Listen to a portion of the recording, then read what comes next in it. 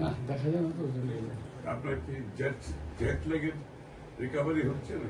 না, জেট ল্যাগের সমস্যা হচ্ছে না, আমার সমস্যা হচ্ছে পেইন।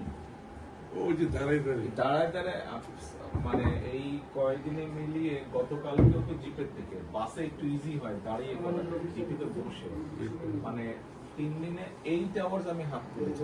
আমরা হিসাব করতেছি, আমি তো আপনার বাসায় গিয়ে বুঝবো। আমরা বলতেছি আরেকটা ঝামেলা হচ্ছে আপনার, সেটা হলো সেই পরিবার অলমোস্ট এক ফের পুরো শোল্ডার কিছুক্ষণ পরে আরেক ডানের পায়ে এক পায়ে উঁচা নিচে ছিল না।